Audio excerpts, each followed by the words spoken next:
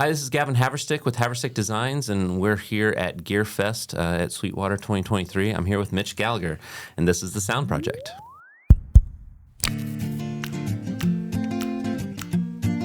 Mitch, thanks so much for joining us. Absolutely, man. my pleasure. It's great to have you here at GearFest. Thank you. Yeah, it's always fun. I mean, I was telling someone yesterday. I mean, I was at some of the GearFests that was at Bass Road location. That long ago. Yeah. I've been coming up here since 2001, I think, is when I first started. Crazy. Yeah, and it's so cool to just see it evolve over the years, and then this year it being like, virtual with all the content creators here. It's pretty fun to see everything that's happening. Yeah, there is a lot going on the campus. Yeah, and so, we've known each other for a long time. Since 2001, I guess. Yeah. So I guess kind of start off with, I'd love to hear a little bit more about kind of how you made it to here. Like, what was your kind of background? The short version or the long version? 'Cause it can be a really long version. It can be the medium version if you want. Version. Yeah. There you go. Well, I was in high school. I started playing guitar and was really into science and technology and electronics and that kind of stuff. So I went to college to study electrical engineering. Yeah. But the call of the music and the guitar was just too strong. So after a year or so of that, I went on the road with bands, played guitar, and was kind of always the guy that was into setting the PA up and getting the sound going and figuring all that out. And we had a 4-track cassette recorder that we did some demos on and that kind of stuff. So I did the road thing for a while, then went back to school, got my degree in music, and then moved to Kansas City and went to grad school there at the University of Missouri in Kansas City. And I was studying music composition and electronic music and playing a lot. I had a home studio where I did some albums out of there, and so I was doing the thing. I worked at a music store and was just basically living music the whole time. I didn't know that about your electrical engineering background. Mine's mechanical engineering, but I just love music, and so I got sucked into this industry as well. I had this idea in the back of my head that I was going to design pedals and that kind of stuff, but the playing part of it just took over for me. So. Yeah, I always tell people it's just you have to follow what you're passionate about. Because with my robotics degree, I was going to optimize the bottling process for Pepsi. I also thought, it'd be cool to, design pinball machines or just do something cool with it. Yeah. But nothing I'm as passionate about as music. It's funny how all that, I'm sure we'll talk about, it's funny how all that comes back around, though, when you get into doing the things that you end up doing and following your passions and stuff. So what happened after school? So I was in grad school and realized it just wasn't the path for me. Didn't really want to do the teaching thing, although I've ended up doing a lot of teaching since. Saw this ad in the back of Mix magazine, just a little ad for this place called Sweetwater that was looking for salespeople, sales engineers. Contacted them and ended up being hired in late 1992 as the 6th sales engineer. Yeah. So I was one of the very early ones. There were about 20, 25 people in the company at that time. A few more now, I think. A few more now, like 100,000 times more. Yeah. Something like that. So I moved up here to Fort Wayne and was sales engineer, and then moved into the early marketing stuff, did the first catalog, launched the website, started the daily blog, the word for the day, the tech tip of the day, all that stuff. And in 1998, saw another ad in the back of a magazine, keyboard magazine this time. They were looking for an editorial assistant. And, I in high school discovered Guitar Player and Keyboard and just loved those magazines. And it was always a dream to meet Craig Anderton and to get to be a part of that team and to do that stuff seemed so cool to me. So I applied, and they said, well, you're way overqualified for editorial assistant, which is an assistant type of position, but we need a technical editor. Okay. And so I ended up being the senior technical editor at Keyboard Magazine for a couple of years. And the same company put out EQ Magazine in New York. And so they needed an editor-in-chief and moved me out to New York. And so I did that till 2005. Wow. And then in 2005, the magazine world changed and anyway. Yeah. And I ended up, I left here on good terms and stayed friends with Chuck, and we'd stayed in contact, and he heard about it and got in touch and said, hey, come back here, do what you do for the magazines, but do it for me. Yeah, it's amazing. And for Sweetwater. And so I came back as editorial director, in charge of the print stuff and anything with words. Yeah. And in 2009, this YouTube thing was kind of taken off, and they said, we need somebody to do some videos and just see what happens. And everybody said, I'm not doing it. So I don't care. I'll try one. Yeah. And so I did a couple of videos in 2009 and seemed to go okay. And, however many years later and 2,600 videos later, here I am. Yeah, I mean, you're kind of the face of Sweetwater when it comes to online stuff, and there's a lot of content out there. Yeah, and it's great. I remember we did a video a long time ago with you, me, and Russ Berger. That's right. Yeah, at a GearFest. At a GearFest, yep. And that was super fun. And it's always cool to talk to you because you just have so much experience in so many different aspects of the industry. You know, with being a sales engineer and working in magazines, doing videos, and then you're just an accomplished musician as well. You know, it's thank like you. Yeah. So I got to hear you last night at the jam session. So that was super fun. Yeah. But is there a part of your job that you enjoy more, like what you're doing currently? That's a good question. Of course, I was just so passionate about all of it. Yeah. And the gear is so huge, and so getting to try new products and all those kind of things is fantastic. But I've also been privileged to get to interview a lot of fantastic people, yourself, artists, people from the industry, and engineers, producers, and that's always a lot of fun to get to really sit down with someone and talk to them. Oh yeah, it's awesome. And I mean, everybody. It's nice because everybody wants to talk to Sweetwater, and you want to talk to them. So it works out. So that's cool. I remember back when I used to work at Orlex a lifetime ago. We helped you with your home studio way back then. Way back when. And I remember we did a lot of different things there. But the thing I remember the most is when you called us and said, I was up listening to old Beatles tracks all night, and I never knew that Paul played a fretless bass on this one track. Because you could start to hear some things. And I mean, you have a great history with understanding acoustics. You even wrote a book on it. And so the name of that book is Acoustic. Acoustic Design for the Home Studio. Yeah, I've got that in the office, and it's a great resource for people. Thank you. And what got you started being interested in acoustics? I was, as editor of EQ, I was touring a lot of studios and just hearing the difference that it made when you went into a room that really was well treated. And once you start to recognize that, I won't say the name, but I went into a very famous engineer's studio who was working on a major artist project and recognized that the monitors were out of phase. Oh, wow. And, so you start to notice those kind of things. And I was just always into sound quality. I just always wanted everything to sound great. I wanted to be able to hear everything when you're mixing, when you're recording. If you can't hear it, you can't do it. Yeah. I don't think. Yeah. And so, I'm always after the best quality possible.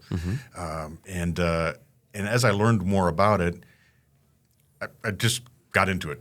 Like you were saying, once you experience it, wow, I never heard that before. I never recognized that, or my mixes just seem to translate better, or whatever you're doing, it just fuels that passion to make it sound better and better and better. And that was actually a pretty primitive space that we were working in. It was like an open basement, and we had some space couplers in the ceiling and a little bit of treatment, but compared to some things we've done since, but just getting things right. Yeah. I mean, it's amazing too, because like a lot of people, they hear about acoustical treatment and they're just like, yeah, I'm sure that might make a difference, but how much of a difference could it make? I'd rather invest in these speakers or these new microphones or compressors. And but honestly, I'm a little biased because of what I do, but I feel like it's probably one of the best investments you can make. Absolutely. Yeah. I of course love fine monitors and great microphones and all that stuff, but if you can't hear them correctly, and you can't trust your room, then it seems like you're not getting value out of them. Yeah.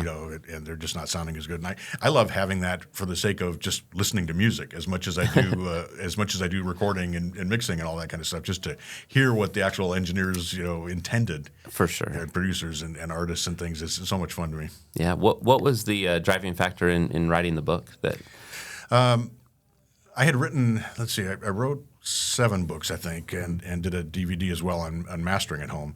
And, it just seemed like a topic that there wasn't really a book that was aimed at home studio people. That was, at that time, most of the books were pretty technical. Yeah. Or there was a lot of construction involved and all that kind of stuff, and which is great if you can do that. But for a lot of us, you're in a bedroom, you're in the basement, you're in the garage or whatever. You can make a few holes in a wall, but you can't go past that. Right. And I wanted to have a resource for people that were working in that kind of an environment to still be able to make really dramatic improvements in the sound quality they're hearing. Yeah, that's one thing I tell people all the time is that, of course, we love it when we have a design from the ground up and like sky's the limit. We can do whatever we want with it, but that's not everybody's situation.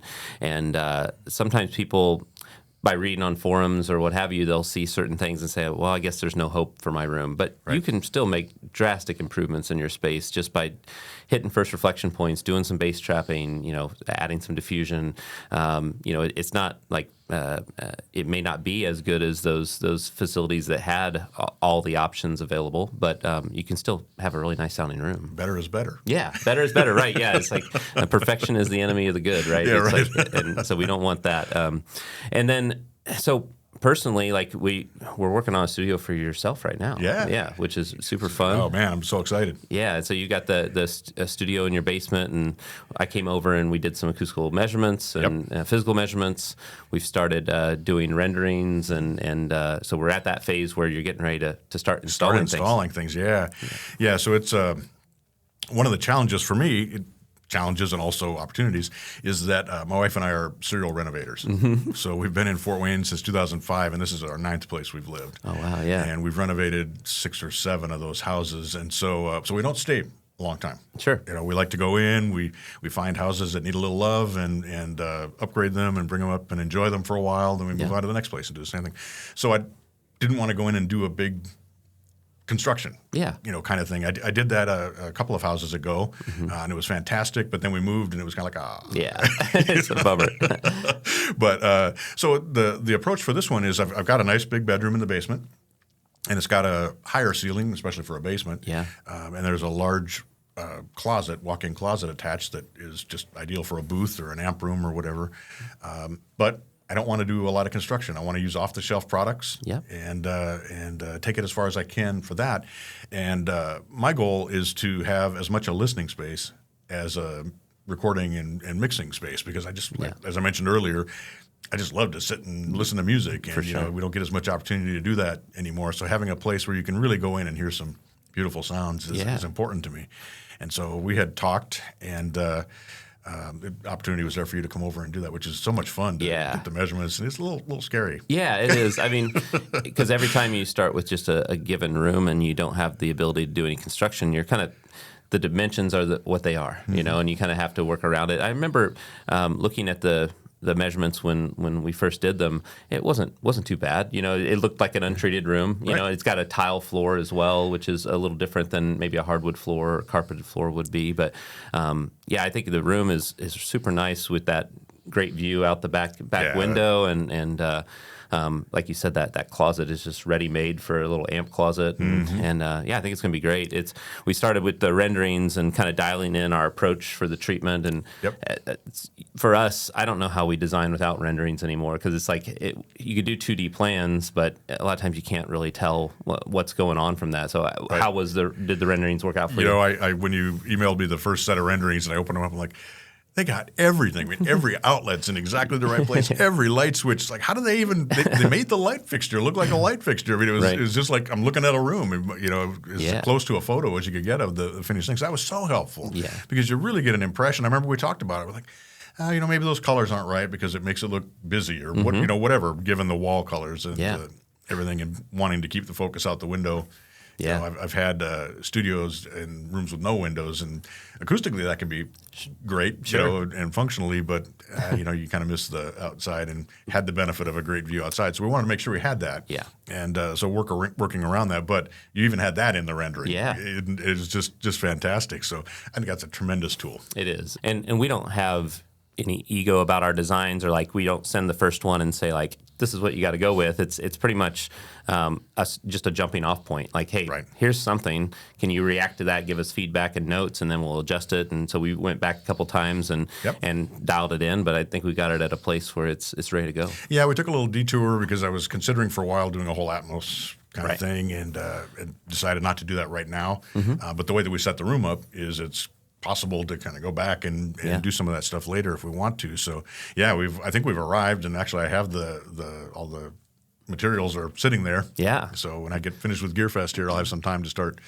hanging stuff up. Yeah, and then we'll come back after it's done and do some more measurements and kind of see how things turned out. But I think it'll be a real comfortable space for you and be real flexible to do whatever you need to. And then you also have a kind of another room that's we're not treating right now, but it's like kind of performance for acoustic guitar and things like that down the hall. Yeah, there's it's a big basement, and so there's some spaces in there, and I'm kind of taking one as like I'm calling it a music room. Yeah. And it's a place to sit with, practice my classical guitar and to work on charts for the band and, do that kind of stuff. I've got a digital piano in there, and so a room that I can just go in and just kind of make music in and write, and it's sort of a musical man cave. Yeah. As opposed to the studio that's a little bit more, not formal, I don't want to say that, but a little bit more purpose designed. Sure, yeah. For that. So do you, kind of pivoting a little bit, but do you find a lot of time to play live these days, or? I am making more time. Okay.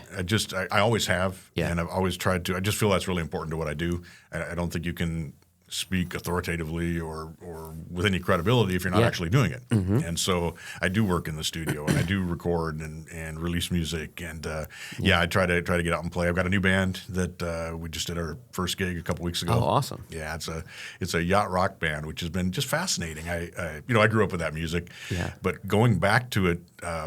The arrangements are so incredible, and the musicianship, and the fact that they just went in and did that stuff. Yeah. There was no Pro Tools, there was no tuning or anything, and all the vocal arrangements. It's been a lot of fun to really dig in and try and get that music right. It's been a lot of fun. Man, I want to catch a show. Hopefully, you guys play some night that I'm here. So. Yeah, we got some stuff coming up later this summer. Cool. So yeah, my cousin plays in the band Yacht Rock Review. If you know those guys, I do know those guys. Nick, I don't know them, but Nick is the lead singer. One of the lead singers. That's fantastic. He's my cousin. So that's great. Yeah, it's fun. I mean, they fly around the country and play all sorts of gigs. I mean, people love those shows, and they get into them. So that's really fun. I haven't played a whole lot live lately. Like little kids in a business and all that. It's been a little tough. We used to play a couple times a month, and now it's maybe 3 or 4 times a year. We get out and play. But it's every time I do it though.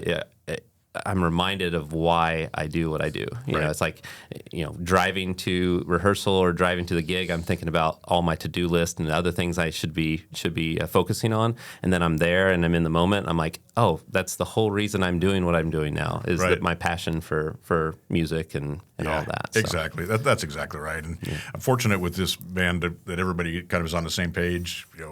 We don't want to do 6 nights a week. Once or twice a month is fine. And I've got my other band with my original music, which is instrumental jazz rock kind of music as well. I did an EP for that a while back, and so we play a couple times a year. Cool. Also and get out. So for exactly the reasons you're talking about. I mean, it reminds you of why you're doing it, and occasionally I get to sneak a new product out and try it on stage and actually give it a real world test and things. That's kind of nice too. That's really awesome.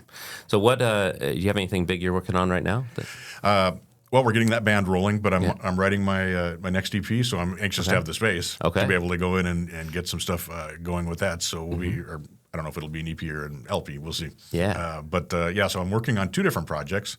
One is a follow-up to the first, and the other is going to be a little different direction. So we'll see how all that goes. So that's awesome. I'm really excited to have a space to work in that is right. Yeah. For doing all that. It makes a difference because we have limited time with how busy we are with work, and it's something where if you're struggling to get good sound quality out of the space at home, it's just it's a demotivator. It's like you don't even want to get started because then you're spending too much time mixing, and then suddenly it doesn't translate well. So it's good to have a good space at home. I've learned over the years that there's 2 things that I look for.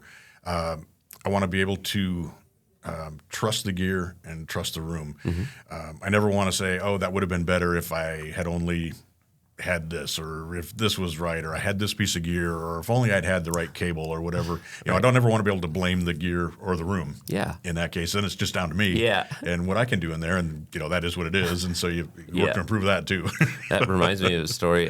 We did Tyler Joseph from 21 Pilots Studio and worked with TJ Beachill here at Neat, and I remember it was like 2 a.m. We were doing final testing and tuning of his system, and he came down. I texted him and said, "Hey, it's all done."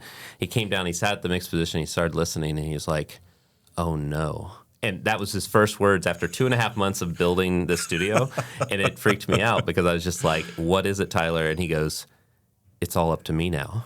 Like he's like, I hear all the problems, I hear all the things that because he used to produce things in bedrooms and on tour vans and things like that, and he's just like, I hear all the things I have to change, now. And but it's a frightening thing, but it also is like it's freeing. It's like you now realize that all the hard work you're doing is actually going to translate to people's systems and the music that you create. So yeah, absolutely.